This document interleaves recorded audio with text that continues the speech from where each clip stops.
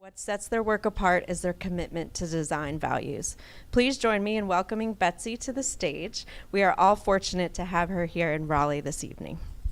Thank you everyone for coming out today. I'm so happy to be here and happy for the invitation to come talk to all of you tonight. My name is Betsy. I'm an architect in Toronto, and when we discuss architecture kind of in our office or kind of with groups, we talk about public realm, sustainability, materiality, and geometry. We engage these critiques, but often dance around things that we really want to talk about. What does the building look like? How do you make a beautiful building? And the projects that we do, both in our office, are sometimes speculative. So here you're seeing a handful of institutional and residential projects that are unbuilt, but things that we've been thinking about recently. And our challenge is to maintain a critical practice while also having a professional practice. So we're balancing client interests with our architectural voice. So the things that we want to do and the things that we have to do become the same thing. Buildings have to function well, be sustainable, meet code, be resilient, but they also simply must be beautiful. So everything that you're seeing on this page is built under construction or kind of halfway there. So the project on the top left is our first affordable housing project that we're really proud of, which you'll have to see next time because I'll show it when it's done. So architecture happens through conversation. This is Williamson studio as we are right now. So it's myself, my husband and partner Shane Williamson, who's a full-time faculty at University of Toronto, Byron, Young, Yana, Hannah, David, Pat, and Jess.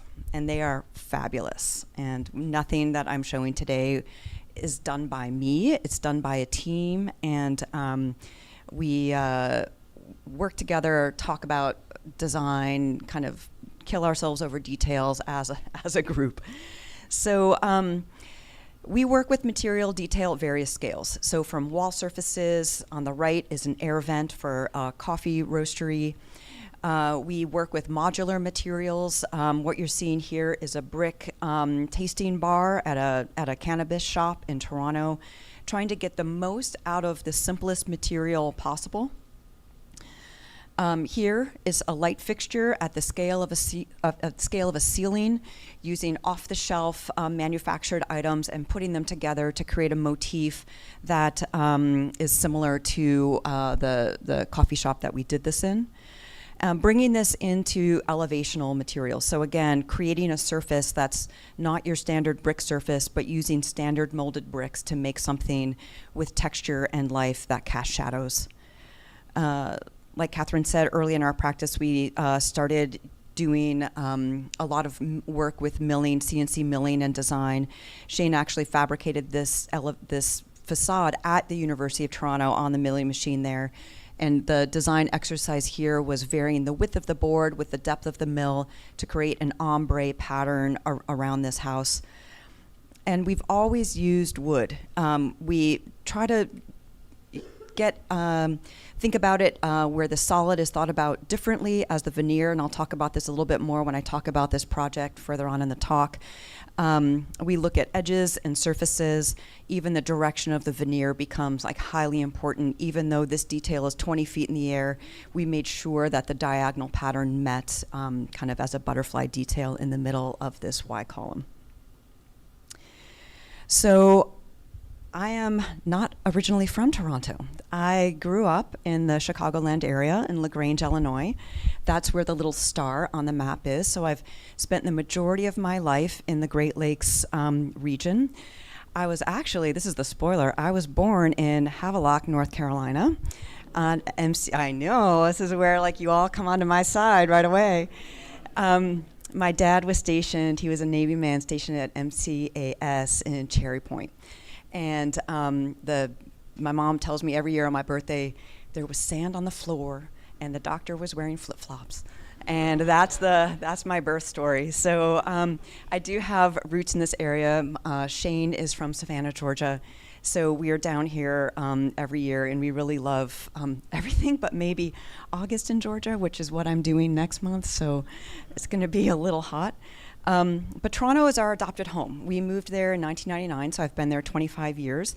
It is the 5th largest city in North America. It's just a tad smaller than Chicago. And the surrounding area, it curls around the northwest lake shore of Lake Ontario. The associated region is known as the Golden Horseshoe. This contains over 20% of the population of Canada lives in this gold region there. So this might seem like a really impressive number. And then you realize that the population of Canada is a little bit smaller than the population of California. So what we have is a huge landmass full of natural resources.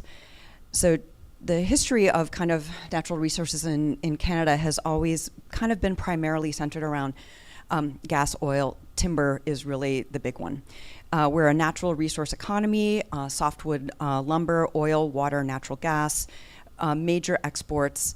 And ever since kind of the country was colonized, the timber has been like a major kind of money source for the country. You can even see here on the back, when we used to have a dollar, now we have a loonie, just so you don't go walking around thinking that we have dollars up north. We've got little coins. We've got there's a log flow in the shadow of the country's Parliament building.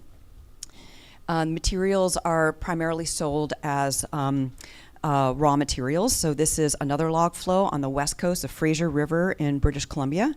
Canada leads the world in wood exports with 31 billion kilograms of wood annually produced and exported as sawed, timber, pulp, or paper, with the US, China, and Japan as the largest foreign markets. So if you've been wondering why we've been in the news so much in the last 6 months, this is a big part of the reason why. So Canada has a long history of building in wood. So the Indigenous peoples of Turtle Island developed rich building traditions thousands of years before the arrival of the first Europeans. There's a longhouse reconstruction on the upper right from 1640, which is a basic house type of pre-contact northern Iroquois. It's all about communal living. The Chicotlan Pit House, which is on the bottom right, it's regarded as North America's oldest house type. And then the Haida Plank House, that's originated in 2800 BCE. That's the west coast of Canada. And then post-colonization, a much more recent history. You see the Habitation de Quebec. That is the first colonial building built as a fort and trading center in Quebec. And then on the right, you see the most kind of recent history, which is John and Patricia Patkow's Auden Art Center on the West Coast. There's also a deep tradition of wood structures defining industrial growth. So the Mountain Creek Trestle Bridge in 1890, Selkirk's, British Columbia, and then the famous Saskatchewan Prairie Silo. So all the way across from east to west, there is a history of the people living in our region building from the materials around them. So why is this important? Timber is important, and these are stills from NASA did this amazing animation of a year in the life of carbon in the atmosphere. It's Googleable and it's on YouTube, and it's just a really cool video to watch. It shows that in the winter months, which are on the left, the carbon in the atmosphere in red is highly concentrated over urban centers. And then when the trees all pop their leaves and you see August 2nd on the right, you can see how much carbon is removed from the air. So keeping things like how much carbon we're putting into the atmosphere is hugely important as architects. We have so much influence on the kinds of building materials that are used and the resources that are consumed. So that's my little speech part. So we have always seen opportunity to use timber from our very earliest work. It's light, it's cheap, it's easily machinable. This is a project for a ski club called the Osler Bluff Ski Club. It's in the town of Blue Mountains, about 2 hours north of Toronto. And it was the renovation of a 50-year-old heavy timber and coarse slab building. And we used wood to connect the club history to its more modern past. So here is a before and after of the same side of the club. All the white underneath the wood planks that you see, this on the left, the whole building was covered in asbestos stucco. So the first thing we had to do was bubble the building, remove all the asbestos. You can see a little bit more here. This is the before picture. and all of the heavy timber here was exposed to the elements. So it had these kind of like really beautiful beams. They were all cracked. Some had cracks about an inch wide, and everything was leaking. It just really wasn't working that well as a building, and it was slightly too small. Our solution was to surface the entire building in a wood-backed curtain wall skin and a treated Douglas fir. So everything you're seeing on the face of the building is Douglas fir that's treated with a Sanson product to keep it bright so it won't weather. And we put all of this outboard of all of the heavy timber. And you can see it in this slide here, especially on the right, this layering. So we were able to preserve the original wood structure, use all of the existing timbers, and then the skin kind of stabilized it environmentally so that it would, say, have another 50 to 75 year lifespan.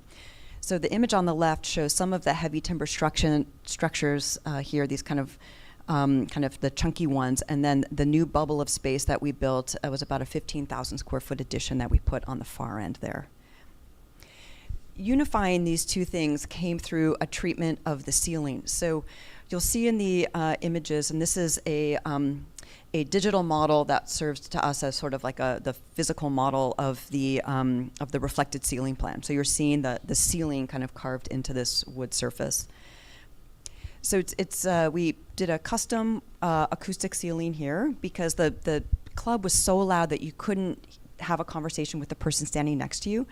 So we had to dampen the noise. So we did a multi-layer kind of dampening system on the upside of these Douglas fir slats, cranked all the panels into place above, and then put this in between every single wood beam, whether it was old or new, so that when you come into the club, the primary form is of this slatted wood ceiling. So here it is at an older space looking down the hallway into the newer space. Here it is at a low point with the new space beyond, and this is the new bar area that we built. And then this is an image of the main gabled space that we constructed using these Y-shaped columns, which are done in steel to get the spans, and then fully clad in millwork. So they didn't have any space to watch the ski races. So, I mean, just to be clear, Ontario does not really have skiing per se. It's very low hills that you can go up and down. It takes you maybe a couple of minutes to get up a high-speed chairlift. It takes you a couple of minutes to get down the hill. So one of the reasons why they needed to redo the clubhouse was that everyone was getting all their runs in by lunchtime, and then sitting around saying, like, we can't like do that anymore. Like, what else do we do? So they had started to plan all of these activities in this old clubhouse that didn't really have any generous spaces. So part of the reason for this is to kind of absorb different types of exercise classes so that the older folks who ski here could be fit enough to keep, as they would say, they don't ski to keep fit, they keep fit so they can ski. And it became like it's a very nice kind of social activity and a lot of family activity. So it's kind of a great thing to do in the winter. And when you have long winters like we do, if you don't get outside, you're really, you kind of feel it by the end. So a lot of this was sort of to maintain a healthy winter lifestyle. So I'm going to say what I was going to say about the slides, and then I'll go through them kind of like quickly, so I'm not taking too much time. But if you see the edges of the Y column, the flat sides are made out of solid oak.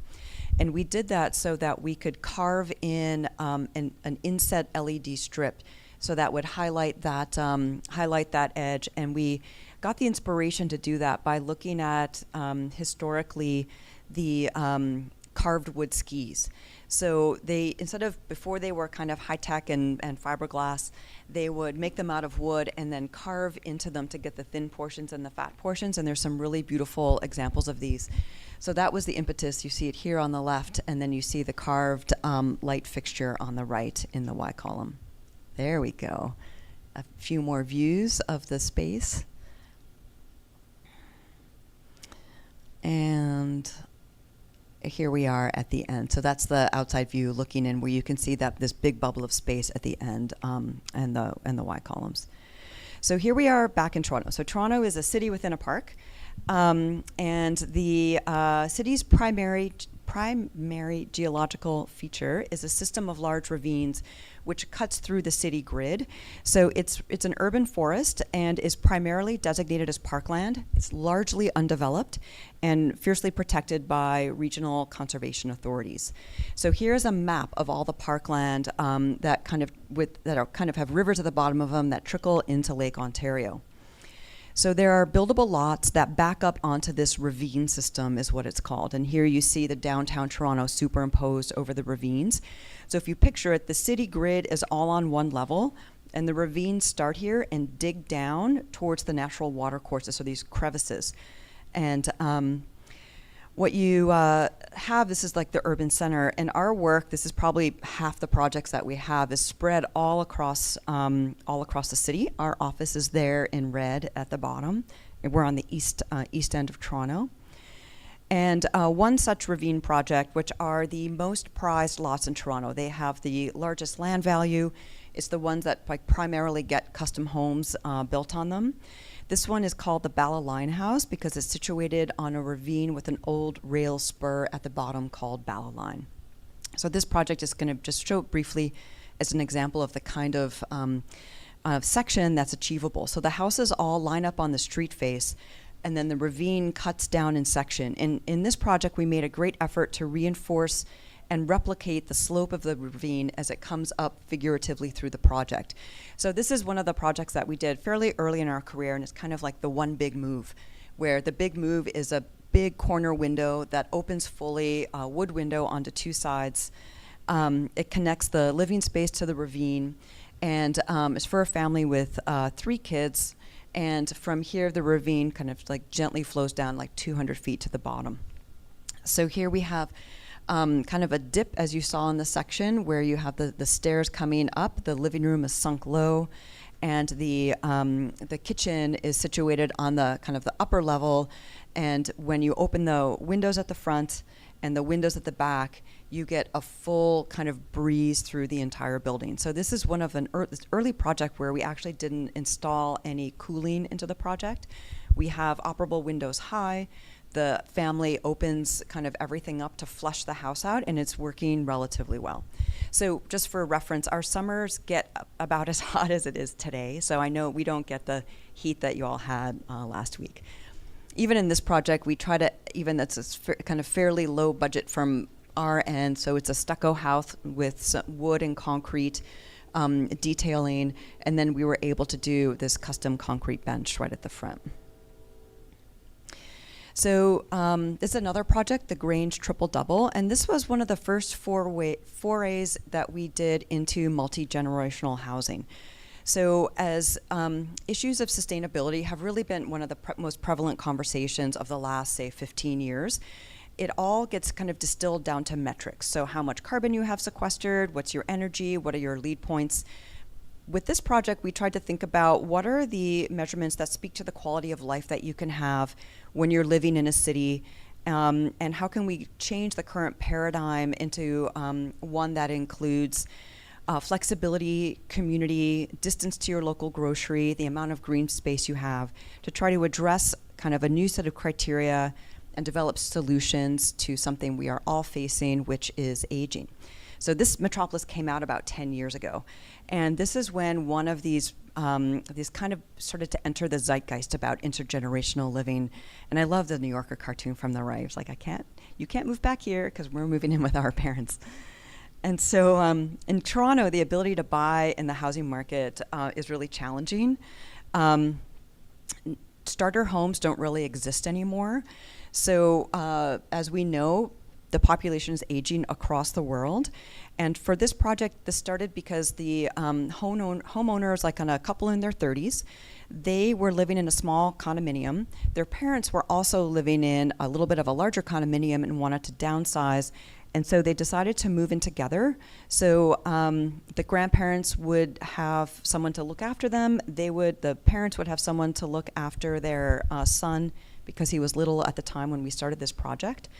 And they were in this location, because they owned this piece of property here in Orange, but it's also kind of in the middle of everything in the the Chinatown in downtown Toronto, which is on Spadina Avenue here. It steps away from the Art Gallery of Ontario, which is a major cultural institution, huge park on Grange Park. So there's something for every member of the family. So the house that we tore down is there on the left, dilapidated, raccoons, just, the worst. And then the context for this house is housing in between Chinatown and the AGO is all this 3-story painted brick, a lot of shops on the ground floor, and they all kind of, the corners of the urban corners here all kind of have the same kind of typological form. This is the other context for the project. So this is Dundas Avenue. You see the AGO, which is with the Frank Gehry edition, right on the left of the screen at the top. But the Chinatown is a vibrant, thriving community, and this was where the family would buy their groceries every day. All their favorite restaurants were here. So this is where their friends and family were. So to create this, which was a fairly unusual ask from a client, we started to develop a process where we researched the types of units allowed by the City of Toronto, which provided the raw material for the spatial organization of this project. So here they are diagrammed. It's from a detached home to a duplex, a triplex, a fourplex, apartments, et cetera, et cetera. And of all the building types recognized by the city, we found that a second suite, a duplex, and a bed sitting room could merge together to create this mix that we called the triple double. It was economically feasible, it was allowable under the zoning bylaw, and it was definitely an unconventional form. So here you see the massing principles are to make it slightly taller than it needed to be. They didn't have all the money in the world, so we had to build only amount of square footage that they could afford, but we wanted to match the height so the house held the corner. We used painted brick, and we call it like a blowfish because the house is bigger on the facade than it is behind the facade. So if you look on the right-hand side, the white rectangle that juts out to the right, there's actually a garden space behind there, but it looked too small when we just had fit the form to the program, so we made it bigger than it needed to be. There's 2 entrances. There's a family entrance on the left and then an entrance to the apartment on the right. So there's private access. So the entrance on the left is to the red and the yellow bit when the single family home kind of juts up over the top, and the entrance on the right is to the green and the blue. And so these correspond to apartments that can be shared or split apart depending on what the family needs. And each unit has a dedicated green private space. So the extended family shares the courtyard on the left, which is the shared family space. The primary bedroom has the courtyard on top, and then there's the courtyard on the right behind the facade is actually off of the second floor. And then by organizing all of these spaces, climbing up and over the top, we create an effect where you can open the patio doors and all the warm air just shoots up through the top of the house. Okay, so here we are back at the facade. So while not explicitly performative by measures of sustainability, there were a few things that we did to kind of add conservation into this project. The brick facade is made up of leftover bricks. So what that means is we called the yards around in Toronto, and we said, do you have any bricks that aren't enough to actually sell, and can we buy them for like half price? So we got our bricks for pennies on the dollar, put them all up, and then painted them white to unify them. They're called remainder bricks, so you can buy those like kind of cheap around. And then here, there's also a low wall-to-window ratio, so it's actually really efficient, especially on the north side. And solar panels on all the flat roofs that are not green. So here you see the doors are marked by red, so that is the entrance to the apartments. And this is the entrance to the family entrance. Okay, so this is a kind of as if I peeled the brick off of that previous image. So what's the big premise of the project is that if you see the courtyard here, and then the kind of the grid space, that is the family living room. Right now, there is an entry closet with a door in between the family living room and the apartment on the right. The apartment on the right is sized to be fully handicapped accessible, so that if the Shazan's parents couldn't climb stairs anymore, so they originally were supposed to take the bedroom on the second floor, they could move down into the apartment on the ground floor, not climb any stairs. The apartment on the ground floor is also connected to another 2-bedroom unit below, so you could have a separate rental unit or a live-in caregiver. The family space on the basement on the left belongs to the family. So if you think about it, there's kind of like 3 separate living units, and they all have doors between, so you could combine them all into one, separate them all out to be individual. They've had renters on the ground floor. Ryan had his business in the full basement for a little while. And when Shazan's parents saw the house, they liked the top floor so much they took the primary bedroom for themselves. And so Shazan and Ryan ended up moving on to the second floor right away. But here's a view of the bookcase built into the stairwell. The family spaces are centered around the courtyard, this living room, and the kitchen and dining room. And the doors can completely open and blend all these spaces together. So one of the big conversations that we had during the design of this project, and it changed so much during the design phase, was that Shazan and Ryan did not want to feel like they were teenagers again living at home with mom and dad. And so for a while, the design had really had 2 separate stairs that kind of intertwined around each other, allowing the parents to have a path through the house and Shazan and Ryan to have a fully separate path through the house. And it was interesting, but it took up a lot of space. And so kind of the economics of the project started to shift so that we would just have the one kind of linear stair that went all the way up. Again, this house is kind of early in the career. All of the millwork is out of the box, meaning it's not custom. It's kind of IKEA-like installed. It got to the point where the family became so comfortable kind of living together that, even during the photo shoot, Shazan's dad, they were having dinner. We were like, okay, we'll take the night shot, family dinner shot. Shazan's dad kind of ran through the image with his takeout, because he prefers to get takeout from his favorite restaurants than he does eat with Ryan and Hayden and Shazan at the table. So here's a corner view, and then just a few simple views of the inside looking out. And when we're talking about the windows and scale, this is Shazan's dad on the right. You can see how high up that 3rd floor window is. So they're composed on the exterior to make a kind of a singular corner formal gesture. And on the inside, this one just happens to be, it's almost like a sky view window. Part of the final exercise of this project is what we call a visual pro forma, which talks about all the different configurations generationally through the project. How you can start with a couple, have a grandparents, have a second generation, and a third kind of, 03 is the baby generation growing up and aging through the house, each one in their own way.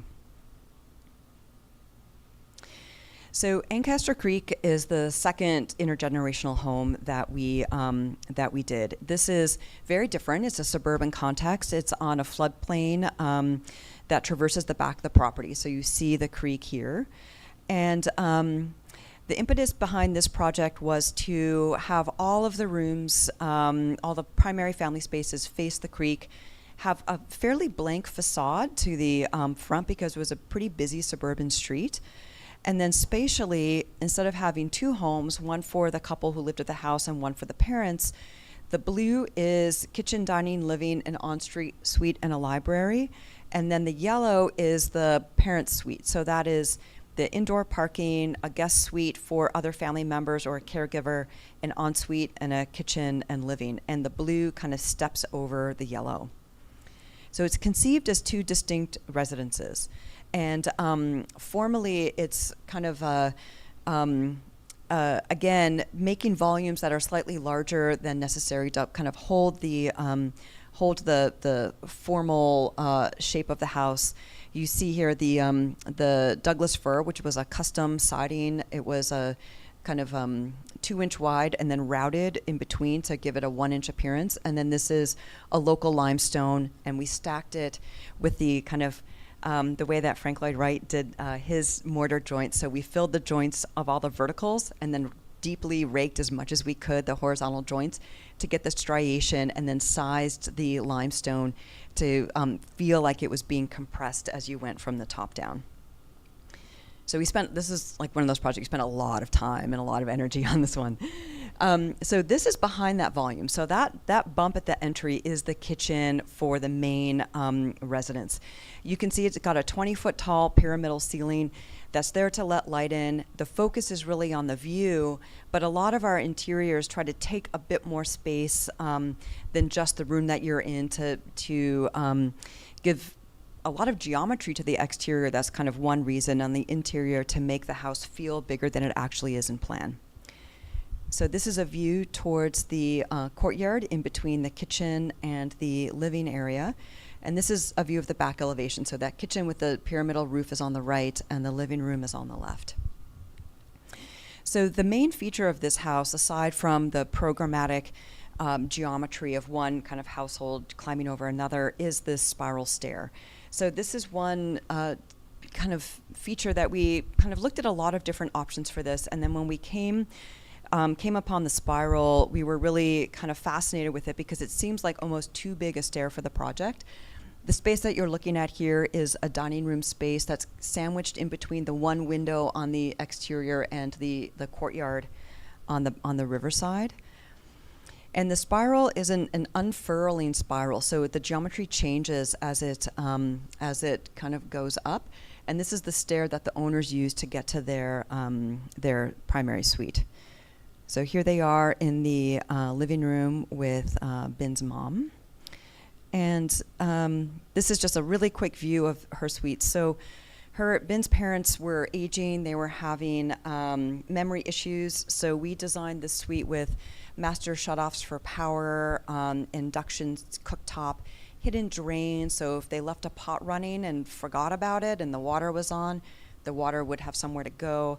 Anything that we could research and find to have it as an amenity to make the suite safer for them. A lot of it came relative to lighting and handles and poles are the things we all know. That's all incorporated into this part of the project. So this is a view of the stair looking from the living room back. And then this is it in construction. So it's a really, our structural engineer was a young woman named Shannon, and she devised the stair to be fully built out of wood aside from 1/4 inch thick ribbon plate, and there's one on one side of the riser and then one on the other, and these basically form 2 columns, and they spiral kind of apart from each. Well, the spiral opens as it goes up, and then the 2 sides are tied together with timber. So unbelievably, the stair was fully structural even without the side railings. The side railings are about this thick. They help stabilize it for sure. It's a little bouncy in this stage, but it definitely, the contractor was not convinced that this was enough and kept trying to add wood underneath, and she would go to site and be like, no, take it out. Like, take it out. This is done, you know. And what it provided, the reconciliation with the back wall provides like this amazing amount of complexity and views. The veneer that was done at the very end of this was done by the flooring contractor, believe it or not. So they took on the responsibility.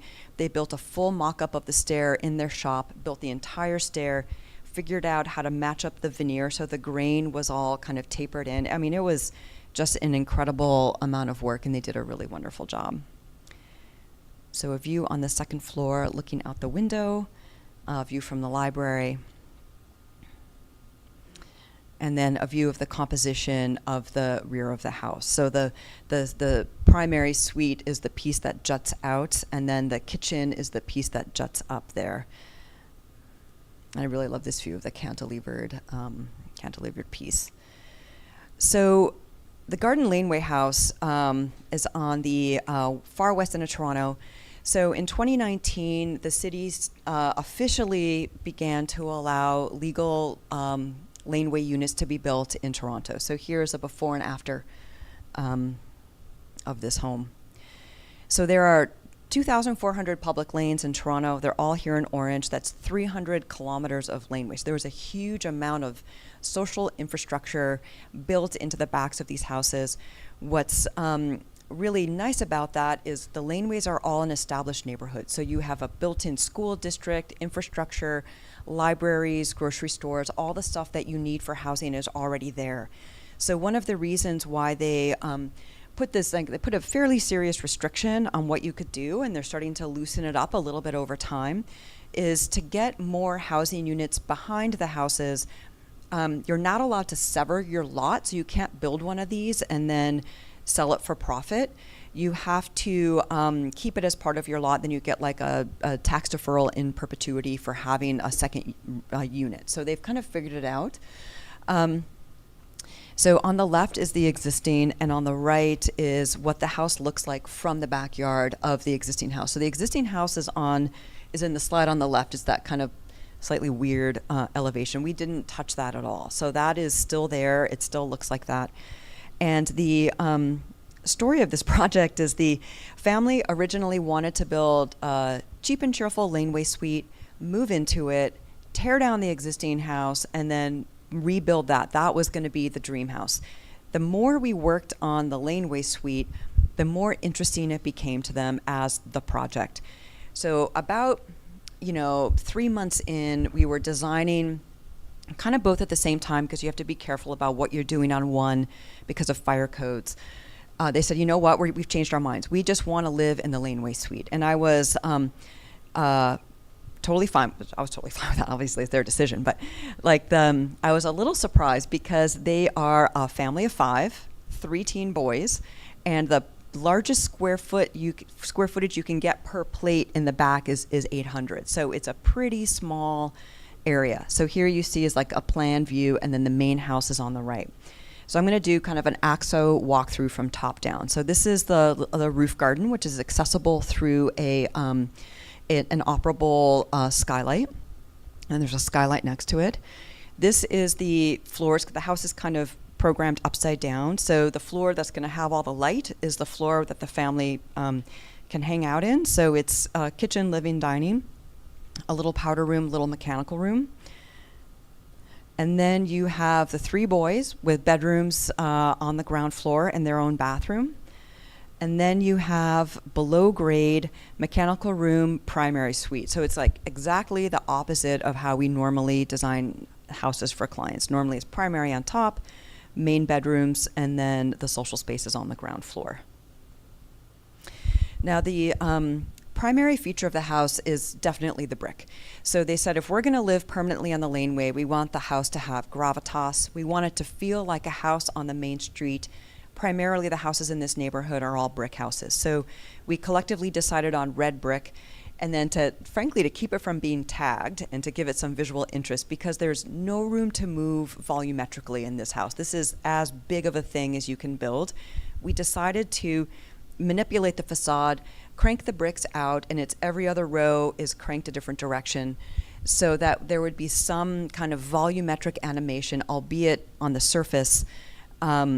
It helps the building not get spray painted, because the laneways are pretty rough, and it really feels great, and it feels like it's a permanent residence.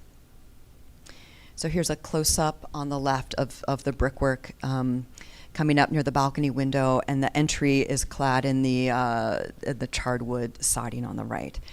So in this project, as every project, this is one slide of probably 150 brick patterns that we experimented with to make sure that it was buildable and actually came together with all of the alignments. The clients for the house are an interior designer and a mid-rise contractor. So we knew he was going to have all his mid-rise trades build this project. In that kind of genre of work in Toronto, you don't get a lot of detail. It's pretty cheap and cheerful. So we literally drew every millimeter of every brick cranking out. We talked to the trades, figured out how it was going to get built, and worked through every single turned brick in plan and section all the way around the house. But as we all know, building is really, really sloppy. And so you go through this stage where the foreman, who's a he's a newfie, and if you're from Canada, there's a whole world of jokes about newfies. He's a newfie, and he was there every day. We built it during COVID, working with the brick team. And what we had figured out together was that if they cut one of the bricks into 4 triangles, they can use that little triangle as the backup piece, and then mortar everything together. They struck all the lines. They had to do the first 3 rows 3 times and take them down to get all the spacing right. But as soon as they figured it out, they ran with it. And it turned out really beautifully. So here we'll do a quick walk through the house. So this is the boys' floor. And one of it's just one of their bedrooms. So they're kind of nicely, so Suzanne, the interior designer, kind of worked on these. Their bathroom, which has an obscured window to the main house, and the main kind of light pumping feature is to have an open riser stair underneath the operable skylight to the roof deck, and then there's also another skylight. We tried to puncture this volume with light coming from as many different directions as possible. So here's the top of the stair on a detail of the living room wall. And then looking back at the stair where you can see the 2 skylights next to each other right behind this window, which is a north-facing window. So almost every project we do, we've got skylight stacked on skylight, stacked on window. A view of the kitchen and the living room view, and the main window connects down the driveway to the street. So the primary suite, which is on the lowest level, also has a moment of light. So this was the kind of the tightest floor, so we lined it with functional millwork, and we put an outside garden with a kind of a grill on top, so that light comes in. This faces south, so this gets a ton of light. And then in the winter they put a plastic covering on top, and it acts as a greenhouse. And it's just it doesn't look like much in the pictures, but it's a really lovely space, and it makes the primary suite feel really large. And this is their bathroom on that floor, and a view at night. And it's one of the ways that this is the first laneway house on the street. Now there are 4 others under construction. So this will start to take on its own life as a primary street relatively soon. So as much as Toronto is a city full of high-rises, and this is the downtown core with the CN Tower, and the core just keeps stretching all the way up Yonge Street, it really is a city of houses. Most recently, 4plexes were just zoned, like in 2024. So now on these skinny Victorian sites, you can start to build larger multifamily buildings. But I'd say 90% of the housing stock is kind of old, not in great shape Victorian houses. So Matt and I are going to have we're going to arm wrestle for who came up with the mullet house at the end of the lecture. So stay tuned for that. So there's a lot of project that we affectionately call the mullet. So it's modern on the front, Victorian on the front, modern on the back. And it's a solution to the high land value, the poor condition of the housing stock, and the ever increasing cost of construction in Toronto. So here's one such piece where we have the Victorian facade on the left, and then the addition is on the back. And oftentimes it's stitched together by a circulation core. So this is just a brief look at one of the projects that has a spiraling stair connecting up through the middle. This little project, House with a Mullet, is what we call it. It has a very charming Victorian facade, and that's on the left, and then the addition is on the right. And this was kind of, again, the one big move came with a figuration of the roof. You can see in the model where we canted the biggest window we could put together. It's a 14-foot high aperture on the backside, and then we canted it down and carved skylights into it. So you can see in the model on the right, there's a little bit of light coming through the center of that second floor. This was done for a graphic designer and a postal worker. So there they are in the back with their daughter. And this is the ground floor, fairly simple. So the addition carves away to make room for a skylight. And then this is the room. So again, this is a small project in our office. It's sort of like the one room project. But again, using all the techniques that we've learned over the years to carve light as many different times as we can into the volume to fill out the space. And this is a view looking out, and they're lucky to have, there's a street behind them and then a park right across. They've got really great foliage in the back and a view of the skylight. And then a night view we included just to show how the skylights get kind of rounded out in the evening. And this kind of discussion of light kind of comes into this project, which is probably, it's like fresh, and it's the latest one that we've kind of photographed and the clients moved into. This is called the House of Monitors, and we named it for a light monitor. And the ethos of this project found inspiration in the lives of the owners. So this is done for a shoring contractor and a scenic painter for the National Opera of Canada. So it sounds like a studio project that you'd get in graduate school.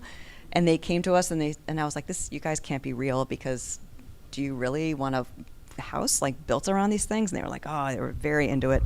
And she needed a space for painting, and then Tobin really wanted to be connected to the ground. So the site for this project is in this a space called the Scarborough Bluffs.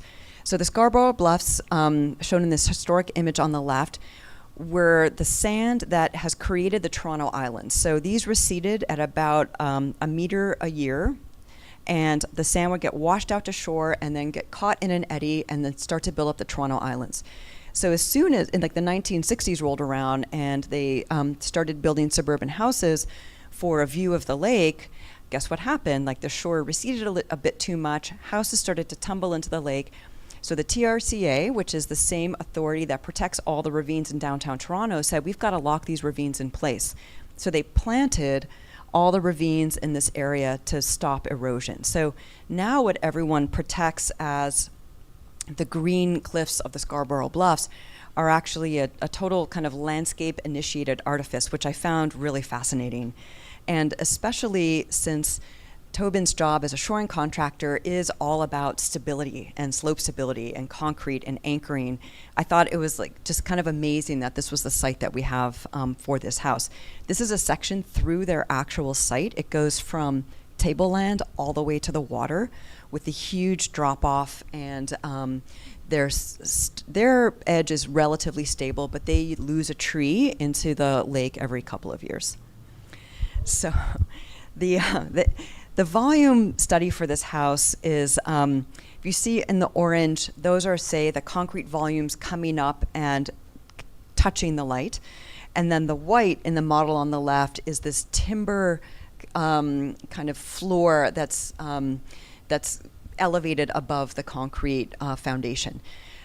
Then a whole process of subtraction, kind of a big design process occurred where we started intersecting these volumes and removing space to get 2- and 3-story volumes, punctures through, views through, and it was a fairly intensive design process, resulting in here, you see the house as completed. So it's got a concrete basement, a concrete floor, first floor, both inside and outside, so it's a double wall construction with insulation between, and then a timber floor kind of hovering above. It's only a 2-story house, so all this kind of 3-story bits are all skylights and large spaces above. And there's a big cantilever on the front for parking below, because they did not want a garage on their front facade, and a huge cantilever on the back. So this is it's a little bit hard to understand unless you're there, but this is one of the spaces where you come up onto the second floor and you're looking back through the front elevation. So the front elevation is screened with operable slatted screens, and then you see the light well on the left is to a 3-story space, and the light well on the right is to the painting studio. So just a quick again, walking through the house, there's the front door is under the cantilever that you see in the image on the right. Much of the glazing on the ground floor is reeded glass because it really is on a, there's a lot of activity on the street. They're putting their car there, and we wanted to keep the house feeling kind of airy and open and be able to see light through these surfaces, but not want a visual connection through. So here you see the stair to the second floor, wrapping up with the reeded glass window and the concrete walls both on the left and the right.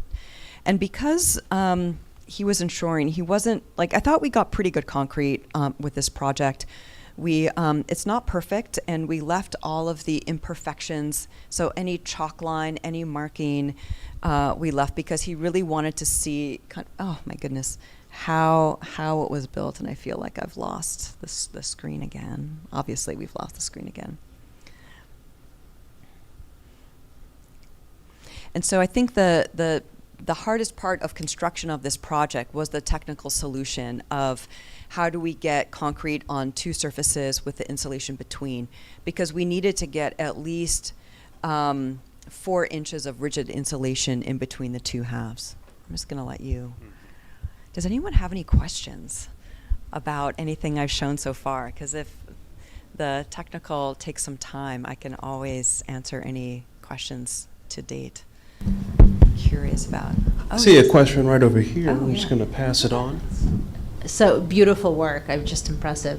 Do you work with the same contractors throughout? Because I feel like there's certain kind of knowledge that they must gain, and then, each project, it seems like it's more, detailed than the last one. Yes, we do. So there's 5 or 6 that we have that operate a variety of scales and levels of complexity. And so depending on who the client is and what their what the skill level is required to achieve what we need to achieve, we'll match 2 or 3, introduce them to the client, and see who is the best fit. Right now, there is only one mill worker that we're using regularly. It's a guy named Ben Lai who has a studio, and they're just incredible craftsmen. They kind of have we have a love-hate relationship. Like, they take all the projects that we ask them to do, and then at the end, he's like, I don't know why we do this. Like, it's so hard. And I was like, well, it's because you guys are they're so good, and it turns out really beautifully. They do great shop drawings. And so at the end, they're really happy, but it's a little bit painful. The journey is a little bit painful for them, but they're really, really talented. They essentially saved that Osler Bluff Ski Club project. We insisted on carrying them. They were actually $500,000 cheaper than the contractor than the subcontractor that they kind of wanted to use, and moved up to site because it was about 2.5 hours from their homes, and they did the entire acoustic ceiling, and they did all of the millwork that you see in all the images. They were just brilliant. But yes, so we end up using the same, because once they understand what we're trying to achieve, it's a shortcut, and it means that we can get to the end much faster, for more economically as well. Great, thank you for the question. Yes? Yes.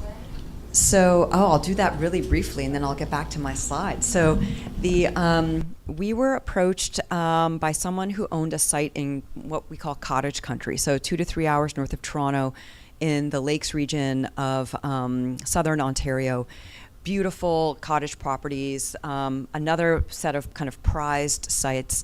And he had a cottage on a lake up in Minden, which is a small town, for 30 years, and was retired, and had a second piece of property that he never knew what to do with.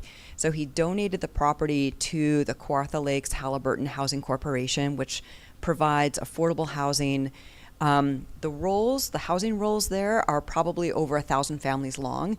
You'd be surprised that some of these small towns in rural Ontario are as kind of clamoring for affordable housing as other places.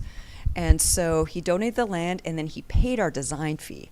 And so the housing corporation, all they had to do was build it. And we have officially started construction. It's been in the office for 5 years. It took a very long time to get passage through all the different authorities. But we are there, and we're really excited. It's 36 units that are deeply affordable. So, and it will be geared mostly to women and children. It's right next to a huge public park, and it's also next to a Legion building where, like, 80 senior citizens play bridge every Wednesday, and so it is just the best location that we could possibly imagine. We're really, really excited by it. Okay, so here we are again. So here's Tobin. Now back to Scarborough Bluffs. They have an extensive record collection, so part of the acoustics of this ceiling that we did was for audiophiles to make sure that the sound both resonated and dampened as they needed it to. Here's a view of the kitchen. And what we'll quickly see is some of the subtractions coming through the house with this impluvium that's raining water down on the small green space outside the kitchen. And then where Yana is standing up there, that's actually a piece of master bedroom that kind of comes over and hooks around to grab a bit more south-facing window, and then an exterior deck on the second floor. This is a kind of a view of the 3-story section looking towards Kelly's painting studio. And then a view back the other way from the studio looking at the dining room space. So here's Kelly in her studio. So the light in the space is really fantastic. It's one of the few projects that we have that had allowed us such flexibility in developing a section. We're really thankful to Kelly and Tobin for giving us the opportunity to do this work. This is the primary bedroom. And just a view of one of the small light-filled spaces on the north side of the house. And then again, this is the master bedroom on the right that is actually enclosed. The impluvium you can see is right off the corner of the picture, and then you've got this outside deck, which is both uncovered and then becomes covered again as you move through some of these subtractions. So it was a really wonderful kind of experiment for us to develop these kinds of spaces, and a really great opportunity. So the last little project that I'm going to show you is it's a very small cottage, about 1,000 square feet. It's up in Magnetawan, which is 3 hours north of Toronto. And this project was inspired by the dog trot typology. So these 19th and early 20th century forms where you had 2 living spaces with an open space between, made to economically connect 2 separate structures. And this is the site in Magnetawan. So they have a huge property, but only a small fraction of it is buildable. So you have to be 30 meters away from the shore, and then it starts to steeply slope up, which is kind of belied. Doesn't look like there's that many contours, but there actually are quite a steep slope. So what's interesting about this is we wanted to view this house as a prototype. We had designed the first version of this about 15 years ago. It didn't get built. We recycled it, put it into a competition for an accessible dwelling unit. It came in like 3rd place, so we didn't build that one.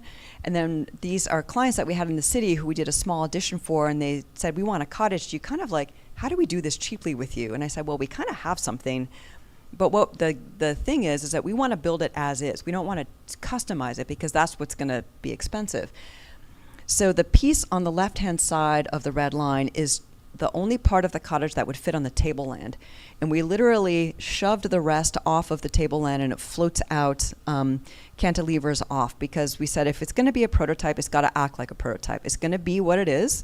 And if it doesn't fit, it doesn't fit, and it's just going to fly off the edge of the site. And they said, okay, we can deal with that.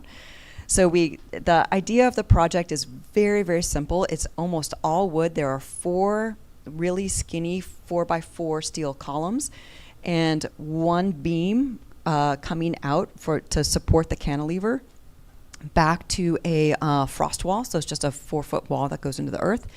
A gable shape, and then the project is stabilized by the gables that march through the house.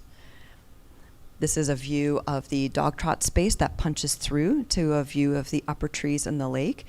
And then this view is of the piece that's on the tableland, so you can see like the gable shape of the house, which we just wanted to reiterate over and over and over again through the section. And then this is the piece that flies off the edge. So these are the stairs that you take down to go swimming, and then the primary bedroom is in the little piece of plan. It's on this side of the of the house. This was all prefabricated by a great builder who lives up in this area. It is like the classic passive house section. It's not certified, but the walls are about 16 inches thick. It's a 9.5-inch stud, fully foamed, with a second layer of open stud work on the inside to run all the services through. It's got smart vapor barriers. It is just every surface is tied together with really kind of high performance barriers, and you can see the stack. That's the shop on the upper left, a stack of panels on the right. As soon as the ground froze, they poured the foundation in the fall, the ground froze, and they trucked everything to site and craned it all into place, and then finished it over the spring. It's like fascinating. So the black thing on the right isn't a beam. That's actually a vapor wrapped wood piece, and then they're held together with these like big, like giant toggle boats, essentially.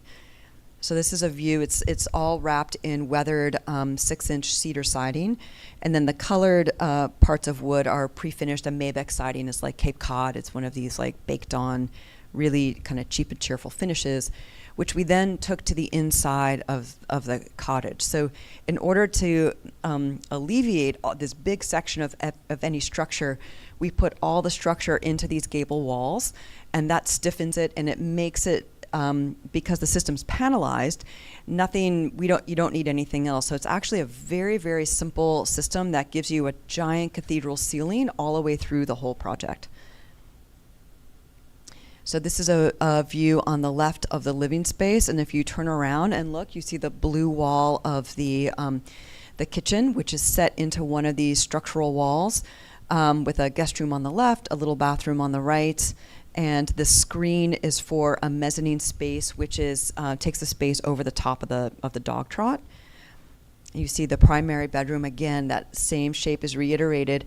And then the white volume that you see coming in on the right-hand side of the page is this cute little bathroom next to the primary bedroom. And in the winter, that part of the house is shut down, and it's a 4-season cottage. They move onto the other side, which has a wood-burning stove. It uses almost no energy. It gets its water from the lake. It doesn't have air conditioning. They just open the skylights, and part of the reason why you use like a kind of heavily shaded windows, and in the woods it didn't catch a lot of light, is the heat gain is almost nothing. So it's pretty sweet. So one of the big ideas of this, and this is a drawing that we did for the competition, was that you could string them through and make a small community out of them. And so this is a rendering of some of the houses where you could connect a boardwalk as a community space through multiples of these homes. But for today, we'll just leave here with Adam and Gwen enjoying the view in their small cottage in northern Ontario. Thank you so much.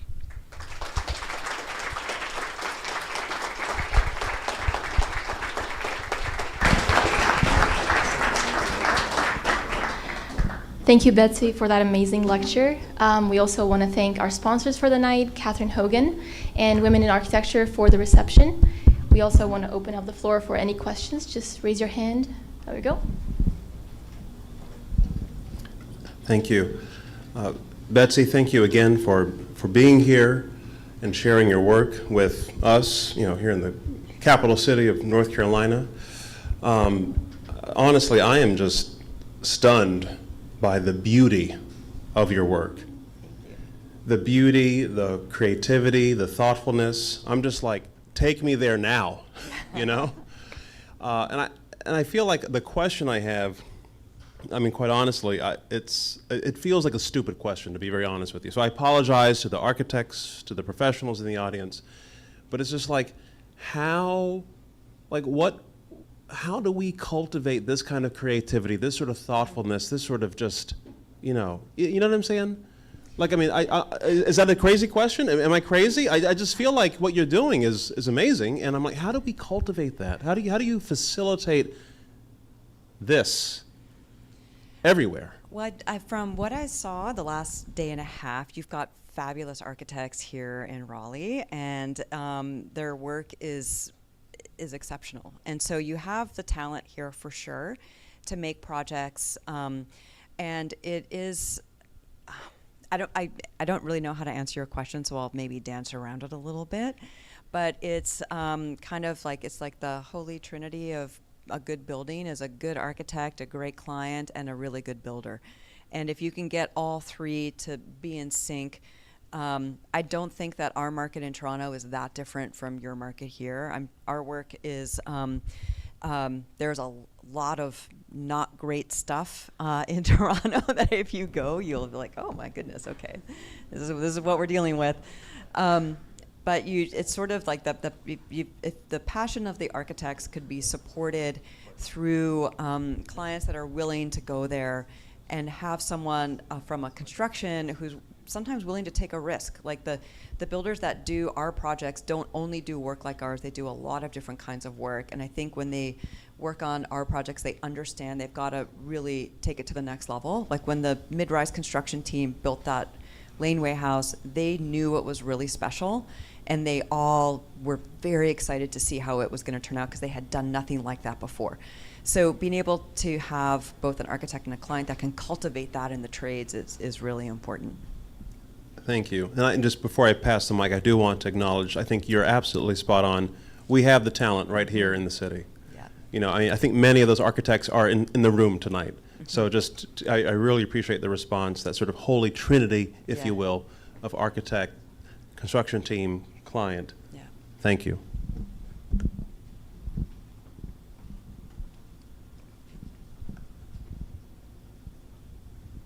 Any other questions?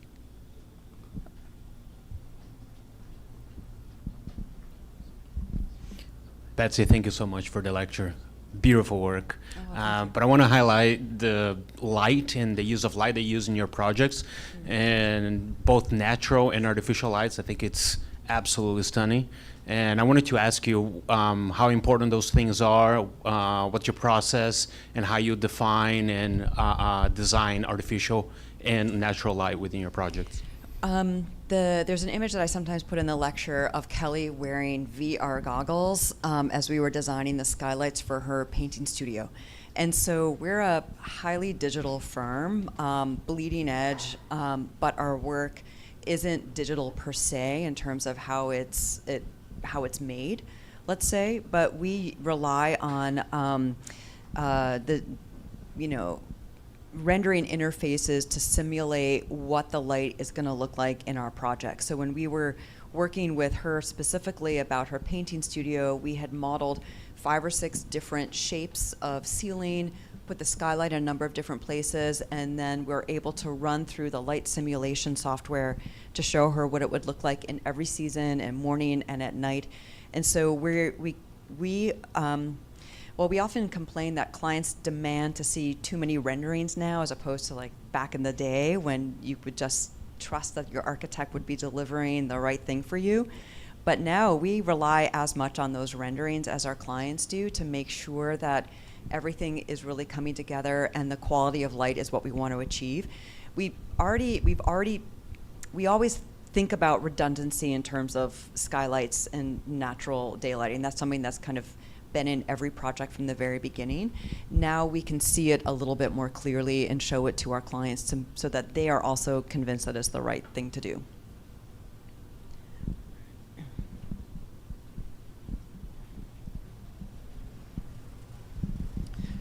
Thank you for showing us your beautiful work.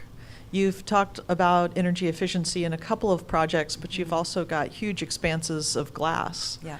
And I was wondering where energy efficiency and sustainability falls as a priority for the firm, and how you balance the potential cold areas within a building because of the large expanses of glass. I mean, what's interesting is that none of the projects that you've seen today are over 20% glazing. So our projects tend to hover around 15 to 18%, which is really, really low for a custom home.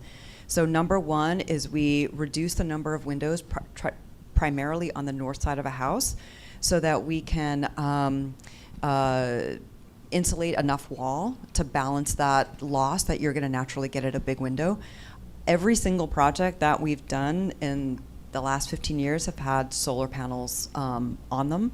So we're also trying to generate at least a little bit of electricity on every single project. Some have a lot more. The house on Ancaster Creek has a 30 kVA solar array on it, which almost takes their entire electrical load. We're looking at trying to get projects off of natural gas as well. So there's been 2 projects that are fully electric. It's tricky in a winter city to do that, but that's also an impetus. And these are all things that we know we can achieve on projects, and we know we can achieve from our builders. Our walls are typically R40, our roofs are R60. And so we super insulate, use the smart vapor barriers, and build the dumbest envelope we can to make sure that when we are taking, say, the big wall of glass at the kitchen, that at least it's balanced out by other things. We have one project that's still under construction that is weirdly almost all, it's like the opposite of what I just said. So it is a huge amount of glazing and makes up because the insulation on the roof is even over and above R60, and it has an enormous solar field next to it because it's a rural project. So it's, we don't hold back from doing kind of the design piece, but our natural inclination is to not be overly, don't put in too, we don't ever like put in too much glass, frankly, except for this one house. But yeah.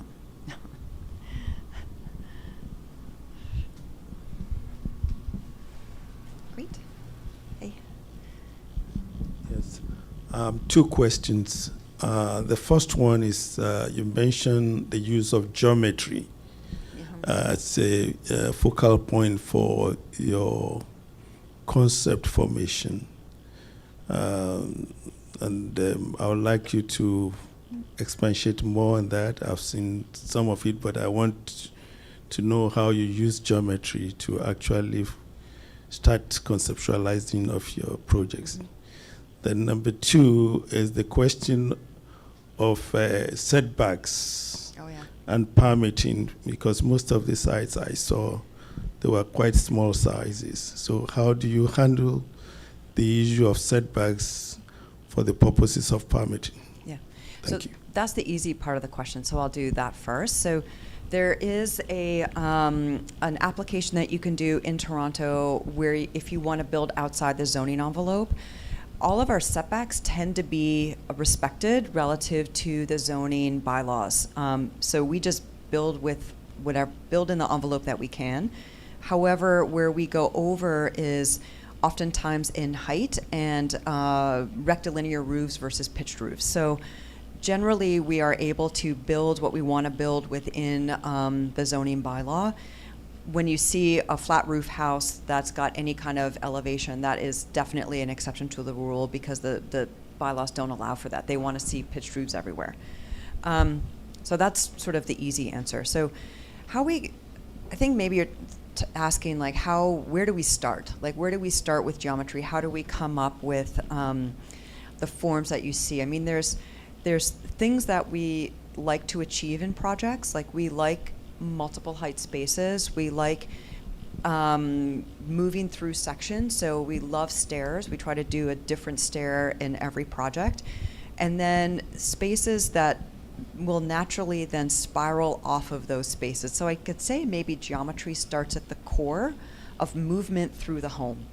So how you go from one floor up to another one, or if the land is dropping away, how you can move through the house to experience that maybe in other ways. So I think that movement through section is sort of at the heart of how we begin projects. And then we love seeing spaces through other spaces. So our ideal is if you can, see a space and then outside and then another space. So we're always trying to kind of excavate the mass of the house, to open it up, to make it airy, and to kind of layer spaces. So I think those two principles are the driving principles beyond the, with the geometry of that we're showing. When we're working with light and skylights, we try to purposefully soften edges. So the curvature that you see will come from there. So if you've got a skylight, we try to kind of drive the light down by softening the edge. Mostly all of these spaces are done in drywall or wood, so it's relatively easy to achieve, so that we can sculpt surfaces that light can kind of travel down and bounce off of. So that is maybe the third principle.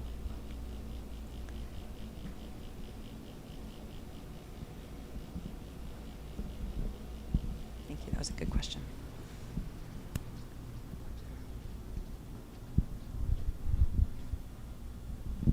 Betsy, thanks for the amazing talk, and apologies for the technical difficulties.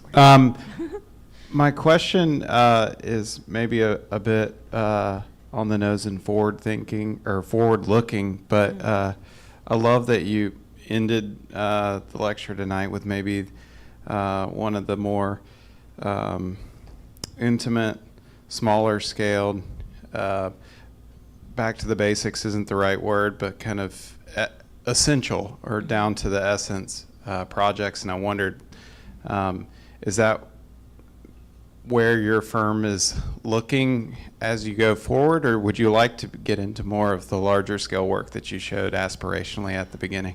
Well, or both? Well, we do. I'd say right now, we're looking and working on some of the larger scale projects.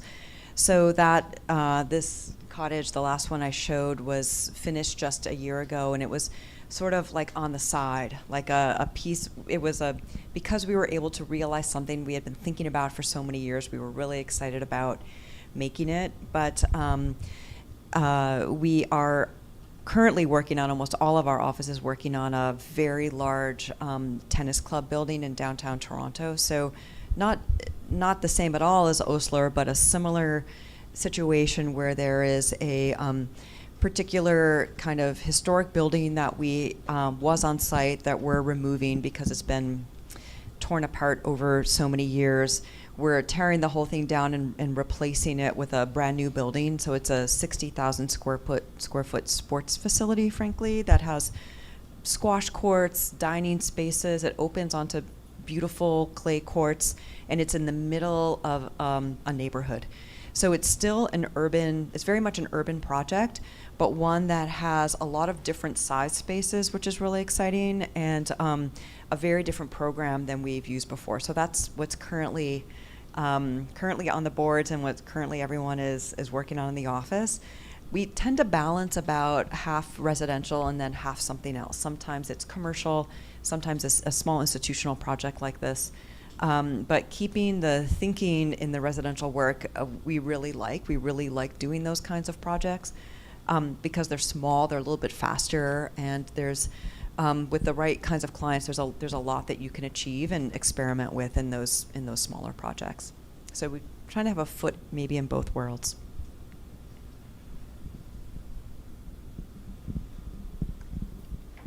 Well, can we get another round of applause for Betsy Yay, Williamson? Thank you so much. Thank you, Betsy. Thank you for having me.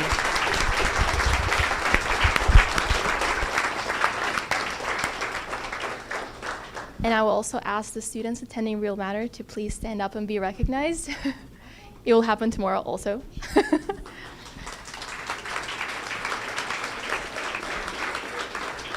Thank you guys for being here. Just a reminder, this Friday, the students will be presenting their work that they've been working really hard on. It's going to be a show of work at the Institute studio at 5:30, so please stop by and take a look if you can. Tomorrow is our last lecture of the lecture series. We're going to hear another amazing talk by Sebastian Adamo. So we hope to see you all here, and thank you so much.